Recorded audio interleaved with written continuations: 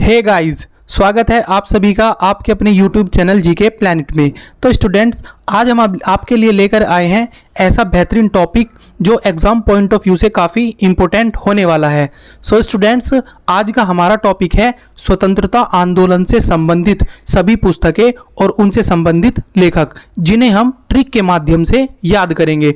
तो students, video को and तक ज़रूर देखिएगा, जिससे आपको ये सभी पुस्तकें और उनसे संबंधित लेखक याद हो जाएंगे।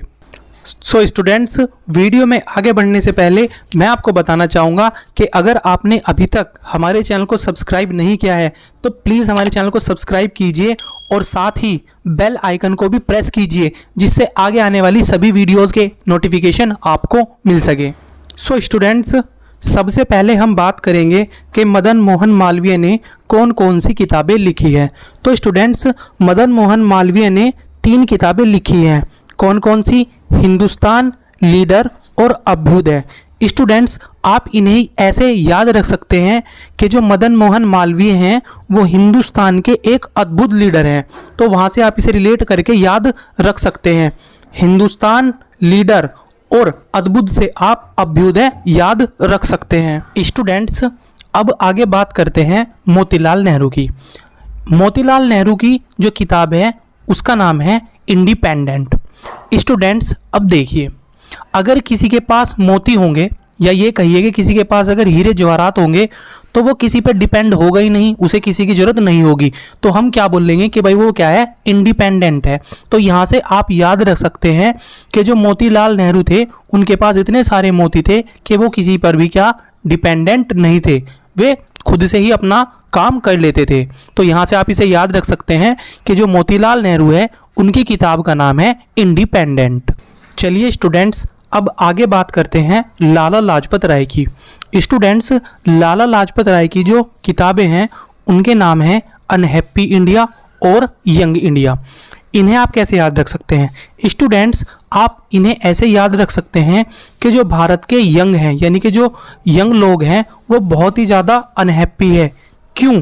वो इसलिए अनहैप्पी है क्योंकि स्टूडेंट्स, भारत में बेरोजगारी की जो दर है वो दिन प्रतिदिन बढ़ती जा रही है, तो इसलिए सभी लोग अनहैप्पी है। तो यहाँ से आप इसे आसानी से याद रख सकते हैं कि जो भारत के लाल हैं, या ये कहिए जो भारत के यंग हैं, वो बहुत ही ज़्यादा अनहैप्पी हैं। तो यहाँ से आप इसे रिलेट कर सकते हैं। स्टूडेंट्स, अब चलिए बात करते हैं आगे हम जानेंगे अबुल कलाम आज़ाद की जो किताबें हैं। स्टूडेंट्स, इनकी किताबों के नाम हैं इंडिया विंस फ्रीडम, गुब्बारे खातिर और अल हिलाल। चलिए स्टूडेंट्स, इन्हें भी हम ट्रिक से याद करते हैं, तो जानते हैं। तो स्टूडेंट्स देखिए, जब इंडिया विंस होता है, यानी कि जब जीतता है, तो पार्टियां हर जगह पूरे देश में पार्टी वगैरह होती है, तो वहाँ पर सब हिल हिल कर डांस करते हैं और साथ ही गुब्बारों से भी डेकोरेशन करते हैं। तो वहाँ से आप इन सभी चीज़ों को रिलेट कर सकते हैं। तो स्टूडेंट्स, गुब्बारों से आप याद रखेंगे गुब्बारे खातिर, हिल हिल से आप याद रखेंगे अल हिलाल, और इंडिया विन जब करता है तो आप वहाँ से रिलेट करेंगे इंडिया विंस फ्रीडम। ये सभी अबुल कलाम आज़ाद की किताबें हैं। अब स्टूडेंट्स, आगे जानते हैं जवाहरलाल नेहरू के बारे में। स्टूडेंट्स, जवाहरलाल नेहरू ने discovery of India, glimpses of world history और मेरी कहानी किताब लिखी है। स्टूडेंट्स, चलिए इन्हें भी हम ट्रिक से याद करते हैं। स्टूडेंट्स, आप ये याद रख सकते हैं कि जवाहरलाल नेहरू को एक कहानी लिखनी थी, तो उन्होंने क्या काम किया? पहले तो उन्होंने भारत की डिस्कवरी की, यानी भारत की खोज की, और उसके बाद जब उन्हें भारत से कोई अच्छा टॉपिक नहीं मिला तो उन्होंने फिर वर्ल्ड की हिस्ट्री भी चेक की। तो इस तरह से उन्होंने अपनी कहानी को कंप्लीट किया। तो स्टूडेंट्स, यही हमारी ट्रिक है कि जवाहरलाल नेहरू कहानी लिखना चाहते थे और उन्होंने पहले भारत में डिस्कवरी की, यानी डिस्कवरी ऑफ इंडिया, और उसके बाद उन्होंने वर्ल्ड की हिस्ट्री में डिस्कवरी की। तो वहाँ से आप ग्लिम्पसेस ऑफ वर्ल्ड हिस्ट्री याद रख सकते हैं। So students, discovery of India, glimpses of world history और मेरी कहानी जवाहरलाल नेहरू की किताबें हैं। स्टूडेंट्स, अब चलिए बात करते हैं भारतेंदु हरिश्चंद्र की। स्टूडेंट्स, इनकी किताब का नाम है भारत दुर्दशा। तो स्टूडेंट्स देखिए, अगर भारत की दुर्दशा सुधारनी है तो भारत के सभी लोगों को हरिश्चंद्र की तरह सत्य बोलना पड़ेगा, यानी कि सच बोलना पड़ेगा। तो जो भारत है उसकी दशा एकदम बिल्कुल अच्छी हो जाएगी। तो यहाँ से आप इसे रिलेट कर सकते हैं कि भारत की दुर्दशा जो है वो भारतेंदु हरिश्चंद्र द्वारा लिखी गई किताब है। अब स्टूडेंट्स आगे बात करते हैं मैथिली शरण गुप्त की, जिनकी किताब का नाम है भारत भारती। स्टूडेंट्स आप इसे याद रख सकते हैं कि भारत में कौन शरण करेगा, जो भारत होंगे और जो भारतीय होंगे। तो वहाँ से आप इसे याद रख सकते हैं कि जो भारत भारतीय वो कहाँ शरण करेंगे, भारत में। तो भारत भारती जो है वो मैथिली शरण गुप्त की किताब है। बात करते हैं आगे। स्टूडेंट्स अब आगे बात करते हैं रविंद्रनाथ ठाकुर की। उनकी किताब का नाम है होम एंड द वर्ल्ड और गीतांजलि। स्टूडेंट देखिए, सभी के होम में क्या होती है, गीता, यानी कि जो गीता किताब है, ग्रंथ जो है भगवत गीता, वो सभी के घरों में होता है। और स्टूडेंट जो गीता है यानी जो भगवत गीता है वो किसने लिखी है, श्री कृष्ण ने लिखी है, जिन्हें ठाकुर जी भी बोलते हैं। तो वहाँ से आप इसे रिलेट कर सकते हैं कि होम में क्या होती है, गीता, और गीता को किसने लिखा है, ठाकुर जी ने। तो होम एंड द वर्ल्ड और गीतांजलि जो किताब है वो रविंद्रनाथ ठाकुर जी ने लिखी है। अब स्टूडेंट्स बात करते हैं आगे। नेक्स्ट आते हैं वीर सावरकर। वीर सावरकर जी जो हैं उनकी किताब का नाम है वॉर ऑफ इंडियन इंडिपेंडेंस। तो स्टूडेंट्स आपको पता ही होगा कि जब इंडियन इंडिपेंडेंस के लिए यानी भारतीय स्वतंत्रता के लिए जब वॉर हुआ था तो भारत के जो सभी वीर उसमें शामिल थे। तो यहाँ से आप इसे याद रख सकते हैं कि वॉर ऑफ इंडियन इंडिपेंडेंस जो है वो वीर सावरकर द्वारा लिखी गई किताब है। नेक्स्ट बात करते हैं सर वैलेंटाइन सिरोल, जिनकी किताब का नाम है इंडियन अनरेस्ट। स्टूडेंट्स अब इसे कैसे रिलेट करेंगे, देखिए सर वैलेंटाइन सिरोल में आपको वर्ड याद रखना है वैलेंटाइन। और स्टूडेंट्स इंडियंस जो होते हैं वो वैलेंटाइन डे के दिन भी अपने काम को करने में रेस्ट नहीं करते, यानी वे निरंतर अपने काम करते ही रहते हैं। तो वहाँ से आप इसे रिलेट कर सकते हैं कि जो सर वैलेंटाइन सिरोल है उनकी जो किताब है उसका नाम है इंडियन अनरेस्ट। आगे बढ़ते हैं और बात करते हैं लाला हरदयाल की। स्टूडेंट्स इनकी किताब का नाम है हिंट्स फॉर सेल्फ कल्चर।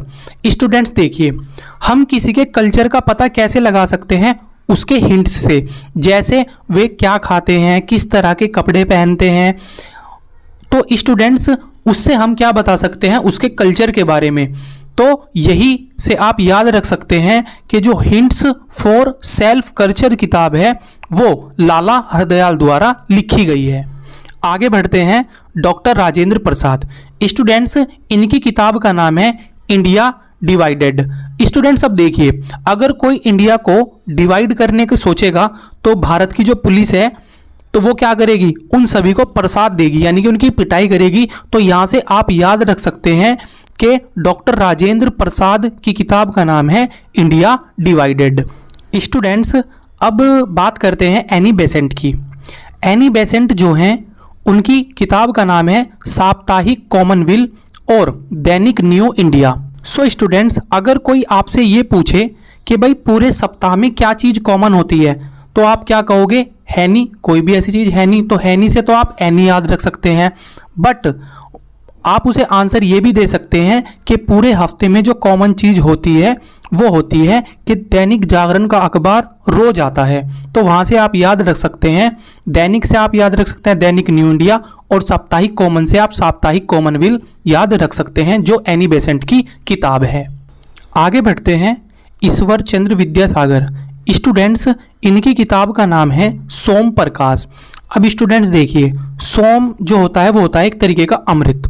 तो आप इसे याद रख सकते हैं कि अमृत आपको कहाँ मिलेगा, अमृत आपको स्टूडेंट्स ईश्वर के सागर में मिलेगा, जहाँ पर भगवान की कृपा होगी वहीं पर मिलेगा। तो वहाँ से आप इसे याद रख सकते हैं कि ईश्वर चंद्र विद्यासागर की जो किताब है उसका नाम है सोम प्रकाश। स्टूडेंट्स अब बात करेंगे महात्मा गांधी जी की। स्टूडेंट्स महात्मा गांधी से आपको सिर्फ ये याद रखना है महान आत्मा।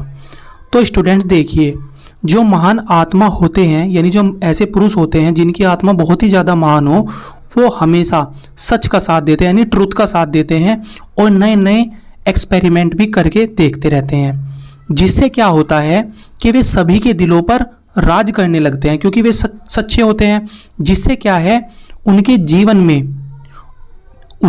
जीवन में नव रूप आ जाता है, जिससे वे हरि के जन बन जाते हैं। ठीक है।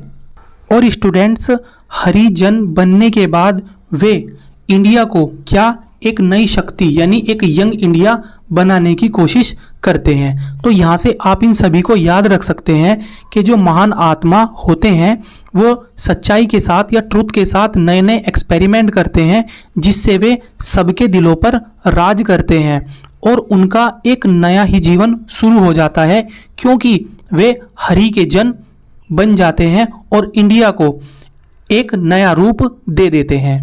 तो स्टूडेंट्स, ये सभी महात्मा गांधी जी की किताबें हैं।